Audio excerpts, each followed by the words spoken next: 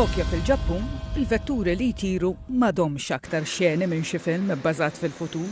Dan għaliex fl-aħħar jiem waqt konferenza dwar l-startups u l-innovazzjoni f'Tokyo intwerit it-teknoloġija taħdem f'dimostrazzjoni ta' vettura elettrika li ttir u misjuqa mill-bniedem. Il-kumpanija Amerikana Lyft Aircraft li għamlet din il-vettura semmieta Hexa u qalet li hija vettura li kulħadd jista' jtajjar. Very, very simple. The computer handles most of the details, including fighting the wind. So when wind comes along, the aircraft will hold the aircraft against it for you. So all you do is say, I want to go forward, and the aircraft goes forward. Press a button to take off, press a button to land. Very simple. Skont Lyft Aircraft, il-Hexa għandha 18 il-mutur u skrejjen elettriċi indipendenti għal titjira stabbli u kontrollata u li kapaċi tinżel kemm fuq l-art kif ukoll fuq l-ilma grazzi għal 5 sufruni tagħha.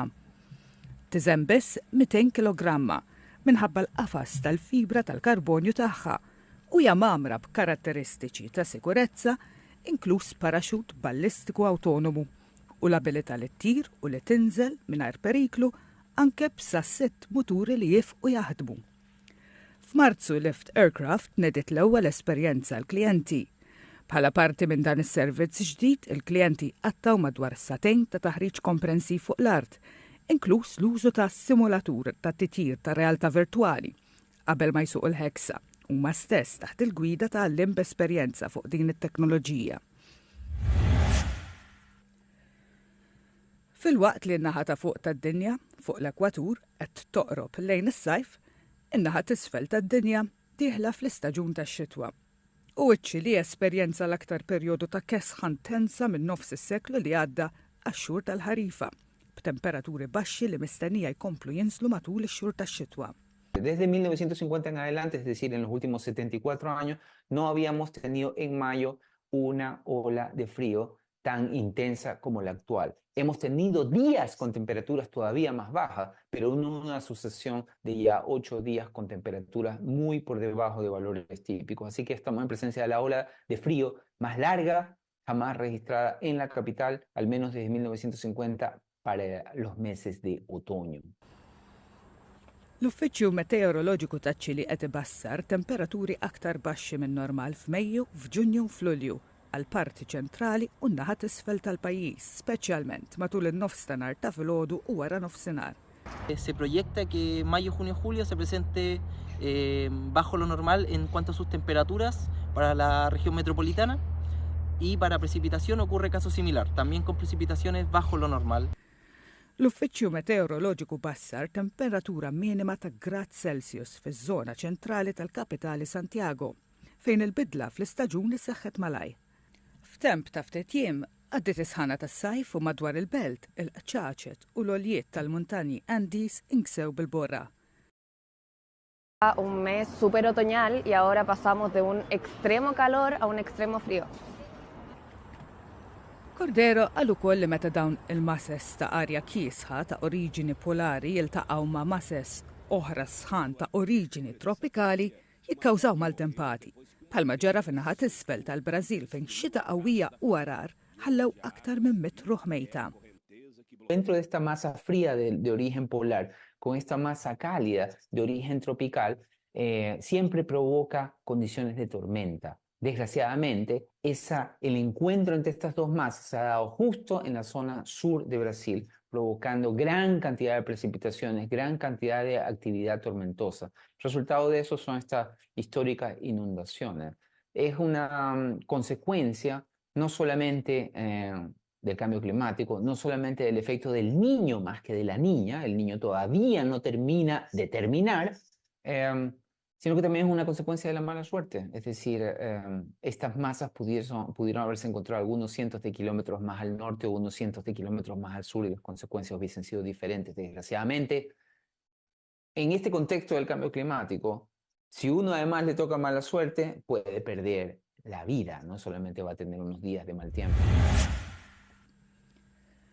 Skont l-Amministrazzjoni Nazzjonali Oċeanika u Atmosferika tal-Istati Uniti, Kważi 2/3 tas-sikek tal-qrol tad-dinja ġew soġġetti għal stress ta' sħana kiefra biżżejjed li kkaġunat bleaching matul is-sena li għaddiet. Ix-xahar li għadda ħabbret li s-sikek tal-qrol tad-dinja kienu għaddejjin mir-raba' avveniment ta' bleaching tal-massa. Riżultat ta' tibdil fil-klima flimkien mal-fenomenu klimatiku ta' El Niño li jolla t-temperaturi tal-oċeani għal livelli rekord. Il-qrol fl-Oċean Atlantiku kienu l-ar li ntlaqtu mit-temperaturi tal-oċean li qed jolew. Is-sena li għaddiet kważi s-sikek kollha kienu suġġetti għal stress ta' sħana fil-livell ta' bleaching. Dan iseħħ meta sħana żejda twassal biex il-qrol ikeċċi l-alka kolorita li tgħix fit-tessuti tagħhom bir-riżultat li mingħajrhom il-qrol jibjat u jsir vulnerabbli għal ġuħ u għal mart. Ix-xjentisti ddokumentaw bleaching tal-massa f'mill-anqas 62 pajjiż u territorju, inkluż fl-Indja u fis-Sri Lanka, li dal-aħħar ukoll irrappurtaw l-impatti fuq il-qrol.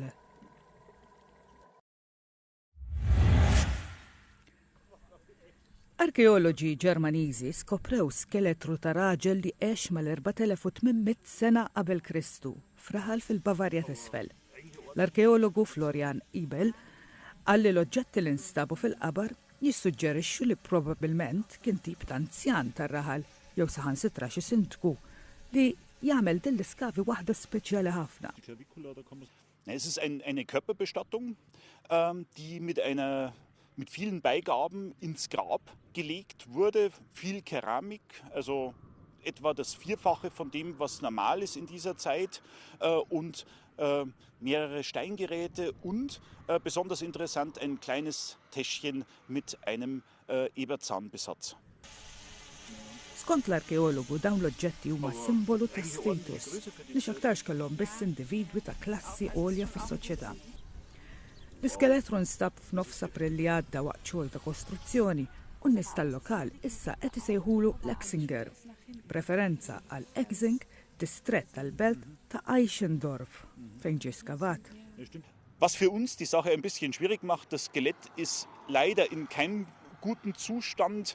Das ist hier durch die Bodenchemie stark angegriffen und wir können hier natürlich nicht Aussagen treffen, wie man sie zum Beispiel bei einer mumifizierten Leiche wie beim berühmten Ötzi machen kann.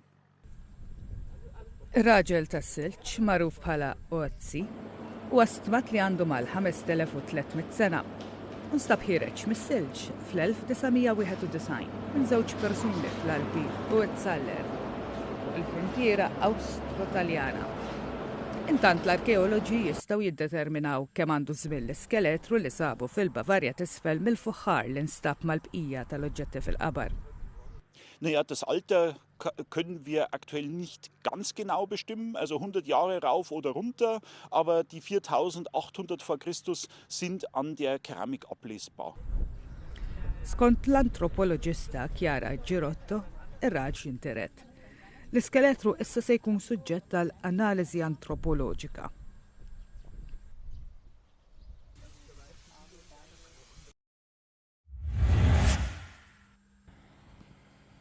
Il-belt ta' Naġaf l-Iraq il-ħsat tal-qamħ żdied riżultat ta' żieda fl-ammont ta' xita li niżlet u bl-appoġġ ta' sistema ta' tisqija li ffaċilitat il-proċess ta' tisqija mill-bjar.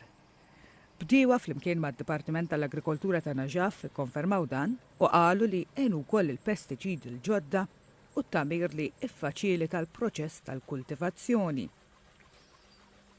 بالنسبة لزراعة الحنطة الموسم الماضي كانت نسبتها قليلة والسنة الموسم لا زراعة أكثر من السنة أكثر من الموسم الماضي بسبب توفير المياه وبسبب دعم الدولة وعندنا نوع ثاني اللي انتشر وزاد بالنسبة لموسم الحنطة المرشات اللي نجحت بأرض البحر مال النجف والصحراء اللي تسهيل عملية السقي اللي هو من الآبار يعني ما يحتاج إلى أنهر وغير الأنهر والفلاح بالنسبة للفلاح السنة أخذ مبيدات جديدة أخذ آليات جديدة اللي اشتغلت ونجحت الزراعة. L-assistent direttur tal-Agrikoltura f'Naġaf, Hakim Al-Kazraji, qal li ż-żieda fix-xita kienet waħda mir-raġunijiet ewlenin fiż-żieda tal-produzzjoni tal-qamħ li sorprendiet b'mod pożittiv lill-awtoritajiet li kienu qed ibassru produzzjoni aktar baxxa ta' qamħ. نفس الأراضي بس زادت المساحة أكثر من العام أقل الماء. السنة الأمطار اللي جتنا والماء اللي جانا من الدولة مرة واحدة بس، إن شاء الله الموسم موسم خير وأكثر من الماضي. Il-bdiewa f'Naxaf faħru l-introduzzjoni ta' sprinklers fis-sistema ġdida ta' irrigazzjoni finanzjata mill-Gvern Iraqi u qalu li din tista' tkompli iżid il-produzzjoni għal livelli biex jesportaw. Din is-sena s'issa l-Iraq ipproduċa 1.5 miljun tunnellata metrika ta' qamħ. Filwaqt li l-Ministeru għall-Agrikoltura Iraqi qed ibassar li l-pajjiż se jkun f'pożizzjoni li jaqbes is-7 miljun tunnellata ta' qamħ. Skont ċifri tal-Ministeru tal-Agrikoltura, popolazzjoni ta' aktar minn 43 miljun persuna, l-Iraq għandu bżonn mal-5 miljun tunnellata ta' qamħ fis-sena. Il-pajjiż qed jipprova jsostni lilu nnifsu fejn jidħol il-qamħ minkejja li l-provisti tal-ilma fix-xmajjar qegħdin jonqsu u l-prodotti agrikoli qed jitkabru f'żoni deżerti u jintuża l-ilma tal-pjana t-tisqija. Aktar kmieni dan ix-xahar tim ta' xjentisti mill-Università ta' Western Australia u minn Kelpie Geosciences fir-Renju Unit irnexxilhom jiġbdu fil-mat rari ta' klamar tal-baħar font fl-ambjent naturali tiegħu. Fit-8 ta' Mejju l-klamar der idawwar it-tentakli tiegħu madwar il-kamera li biżbalħa seba' ikel għalih fis-South Pacific fit-tramuntana ta' żona mlaqma Samoan Passage. Il-klamar der juża d-dawl li leq biex jaħsad lill-priża. Deru bħal żewġ headlights fit-tarf żewġ dirajn tal-klamar. Ix-xjentista ewlenija Heather Stewart tistma li dan il-klamar kien kbir madwar 75 ċentimetru u l-filmat tiegħu inġibet font ta' ftit aktar minn kilometru.